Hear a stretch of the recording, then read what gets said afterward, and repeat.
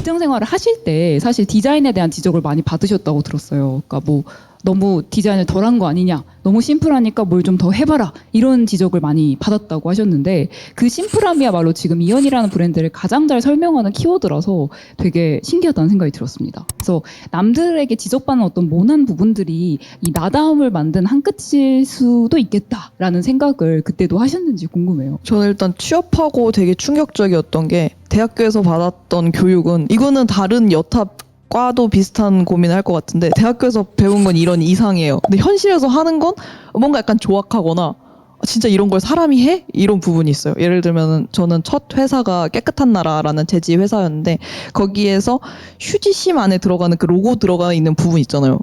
그걸 하라는 거예요. 그래서 그 기계가 아니라 내가 하는 거였어? 그래서 너무 충격.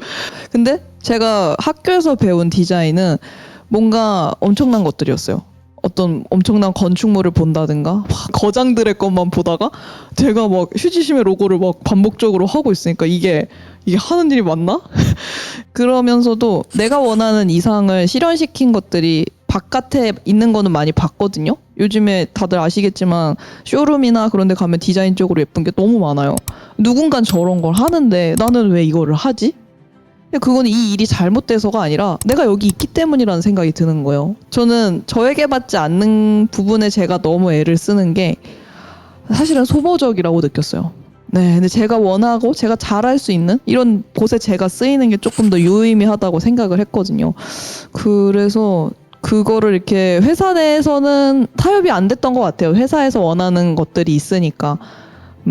그래서 개인 창작이 많은 해소가 됐던 것 같아요. 그리고 제가 회사 다니면서 답답했던 것 중 하나는 컨펌을 많이 해야 되는 거고, 컨펌이 된 다음에도 고객들의 그거를 봐야 되는 거였어요.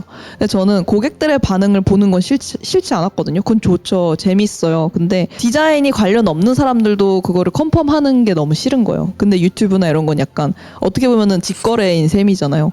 그래서 제가 좋다고 생각하는 것들을 이렇게 보여드릴 수 있어서 훨씬 좋더라고요. 그 좋다고 생각하는 부분들, 이거는 내 취향이지만 내 마음에 너무 쏙 들어, 사람들도 이걸 좋아하지 않을까라고 생각했던 부분들은 어떤 것들이 있었을까요? 지금은 애를 쓰고 있는데 그렇게 보일진 몰라서 저의 롤모델을 먼저 설명을 드리자면, 제가 되게 좋아하는 브랜드 중 하나가 무인양품이라는 브랜드예요. 근데 그 브랜드의 철학이 그거거든요. 이 물건이 이제 최고는 아닐지라도 이 물건이면 충분합니다.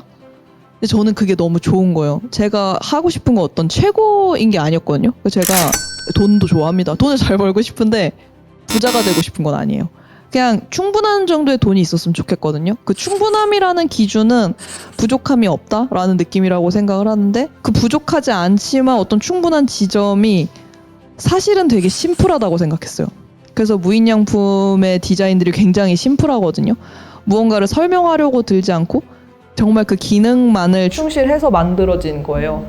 그래서 저도 그런 기능, 쓸모, 그런 거에 굉장히 충실한 형태의 무언가가 나왔으면 좋겠다. 그게 결국엔 미니멀이고, 제 유튜브가 그런 결이라고 생각을 하는데, 이야기가 중요하고 사람들의 시선을 붙잡을 어떤 장치, 근데 그게 어떤 자극적인 소재가 아니라 재미있는 그림 그리는 과정이라는 거죠. 실용적이면서 미니멀하면서 그렇게만 꾸려진 게 저는 아름다움, 제가 추구하는 아름다움이라고 생각했어요.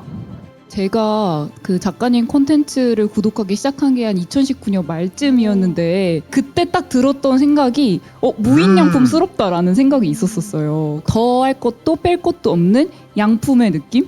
약간 그런 느낌이 딱 이연님 콘텐츠랑 맞닿아 있는 부분이었어서 되게 공교롭다라는 생각이 듭니다. 어쨌든 첫 번째 회사가 이제 깨끗한 나라였고, 두 번째 회사로 이직을 하시기 전에 제가 알기로는 2018년이라는 이연님 인생에 있어서 가장 중요한 시기가 있었다고 들었고요. 그 시기가 바로 이 책에 담겨 있는 시기입니다. 그러니까 그간 모았던 돈을 가지고 1년 동안 방황과 모색의 시간을 보내기로 결심했던 시기인 것으로 알고 있는데, 이 시간 동안, 이 1년에 주어진 시간 동안 굉장히 여러 가지 일들을 회사에 소속되지 않고 해보셨던 것으로 알고 있어요. 그래서 이 시간에 어떤 것들을 해봤고, 이 시간에 해왔던 많은 일들을 통해서 자신의 어떤 몰랐던 부분을 알게 됐는지, 그것도 좀 궁금합니다. 제가 23살 때 졸업 전시를 할 때 그 우수 졸업생으로 뽑혔었어요. 그래가지고 디자인 매거진에서 인터뷰를 했었는데 그게 제 인생 첫 인터뷰였죠. 인터뷰의 제목이 이 학생을 주목하세요 였어요. 졸업한 다음에 어떤 거 하고 싶나요? 이런 얘기가 있어서 제가 막 이렇게 얘기를 했죠. 저는 제가 그림을 그리고 직접 디자인도 하는 역량을 갖춘 그런 작가가 되고 싶습니다. 일러스트레이터가 되고 싶어요.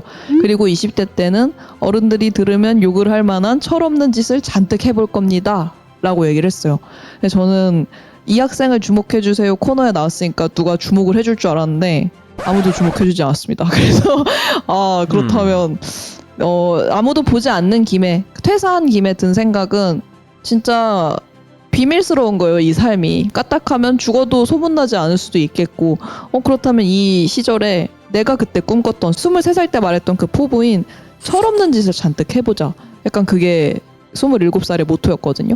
그래서 퇴사할 때 딱 2천만 원 정도의 목돈이 있었는데 그걸로 나의 1년을 산 거다. 그렇다면 그 2천만 원을 어떻게 쓸 것인가? 사실은 그걸 생활비에 쓰진 않았고 보증금에 넣었어요. 보증금에 넣어서 이제 월세를 깎는 지금 생각하면은 정말 안타까운 일인데 아무튼 그런 투자를 했어요. 그렇게 하고 나머지 이제 하루 먹고 살면서 저의 가능성을 실험해 보는 게 첫 번째였고 두 번째는 정말 안 해봤던 거, 해보고 싶었던 거. 전 플리마켓이었거든요. 그러니까 제가 만든 거를 그냥 한번 팔아보고 싶었고 사람들이 어떤 반응인지 보고 싶었어요. 면대면으로 만난 사람한테 맞아요. 내 그림을 보여주는 거. 그쵸. 그래서 이제 미음사에서 플리마켓을 연다길래 갔는데 거기 막 출판사 직원밖에 없는 그런 허허벌판에서 출판사 직원분들이 막 열광을 하면서 사주시는 거예요. 그래서 이건 되는 거다. 그림을 알려주는 원데이 클래스도 했어요. 친구가 그냥 너 이런 것도 한번 해봐 이것저것 다 하고 있으면 그래서 원데이 클래스도 해보는데 그것도 재밌더라고요. 사람들한테 그림 알려주고 이런 거. 그래서 그런 것도 하고 또 이제 굶어 죽을 것 같아서 그러면은 진짜 닥치는 대로 알바라도 해야 되는데 하는데 약간 자존심이 허락지 않는 거예요. 단순한 막 그런 알바는 못 하겠더라고요. 그래서 막 한방몰에 가서 할아버지들 사이에서 상세 페이지도 디자인하고 근데 너무 재밌었어요. 그리고 그때 그 장년층을 많이 본 게 머릿속에 좀 많은 도움이 됐던 게 그 이후로 40대 50대가 다 젊어 보이는 거예요.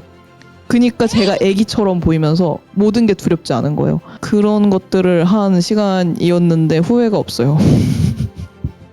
그런 시간이 이제 대한민국에서 입시 경쟁을 통과하여 각종 생애 주기를 경쟁하듯이 통과하는 많은 이제 20대, 30대 젊은이들한테는 되게 필요한 시간인데 참 주어지기 힘든 것 같아요. 내가 결심을 해야지만 나한테 줄 수 있는 시간이 아닌가라는 생각도 들고 막 반오십이라는 이상한 말 있잖아요. 우리나라에. 이게 일종의 조로 문화를 만든다고 해야 되나? 나는 무엇이든 해볼 수 있다라는 가능성을 스스로 너무 이른 나이에 차단해버리는 게 아닌가라는 생각도 들더라고요. 근데 이 시간에 불안하셨을 것 같기도 해요. 특히 이제 예술 분야에 종사하시는 분들, 뭐 오늘도 오신 분들이 계신 걸로 알고 있는데, 내 재능이 밥 벌어먹고 살기에는 너무 어중간한 재능이 아닐까? 너무 애매한 재능이 아닐까? 나 정말 재능이 있는 게 맞아? 라고 스스로를 의심하고 좀 두려워하고 불안해하는 그런 시간들도 분명 있었을 것 같거든요. 그래서 이현 작가님 같은 경우에는 그 불안을 어떻게 잘 다스려 왔는지 그것도 좀 궁금합니다. 저는 사실 그거를 알고 하진 않았거든요. 근데 지금 지나고 나서 이런 책도 쓰고 나서 깨달은 게 어떤 분야든 살아남은 사람들 특징이 아까 말씀하신 그 재능 때문이 아니라는 걸 확실하게 알게 됐어요. 살아남는 게 결국에는 창작자에게 주어진 과업이라고 생각하거든요. 창작자는 창작을 잘하는 것도 일인데 어쨌든 살아 있어야 돼요. 근데 그 살아있는 일 자체가 그거는 또 다른 능력을 요하거든요. 근데 많은 사람들은 그림을 그려서 살아남는 방법이 그림을 잘 그리는 거라고 생각해요. 근데 제가 생각했을 때는 서바이벌이랑 별로 다를 게 없어요. 실제로 우리가 어떤 섬에 떨어졌을 때 그림만 잘 그린다고 살아남을 수 있는 게 아니잖아요. 저는 사회도 거의 비슷하다고 생각을 하거든요. 그냥 낚시도 할 줄 알아야 되고 집도 만들 줄 알아야 되고 뭔가 옷도 만들 줄 알아야 돼요. 그래서 사회에서도 그림만 잘 그리는 게 아니라 커뮤니케이션도 할 줄 알아야 되고 그리고 자기 PR도 할 수 있어야 되고 그리고 뭐 정말 여러 가지 실험해 볼 수 있는 그런 용기와 배포, 그 시간 이런 게 다 있어야 된다고 생각을 하거든요. 근데 많은 사람들이 재능 하나만 생각하니까 너무 빠르게 포기를 하는 거예요. 근데 그 모든 살아남기를 하다 보면 뭐로든 살아남아 있는 자신을 발견을 하거든요. 그리고 그 살아남음 속에서 또 다른 재능을 발견을 하는 것 같아요. 살아남은 사람들만의 어떤 이야기가 결국에는 창작의 엄청난 큰 원료가 되거든요. 제가 썼던 책도 사실은 제 이야기인 건데 그건 살아남아야지만 쓸 수 있는 얘기거든요. 그래서 저는 뭔가를 꿈꾸고 이미 다들 훌륭하시지만 더 훌륭해지고 싶은 분들이 뭔가를 꿈꾸고 있다면 정말 사회는 서바이벌이라고 쳤을 때 내가 살아남을 수 있는 기술들이 뭐가 있을까? 다양하게 고민해 보시면 도움이 되지 않을까.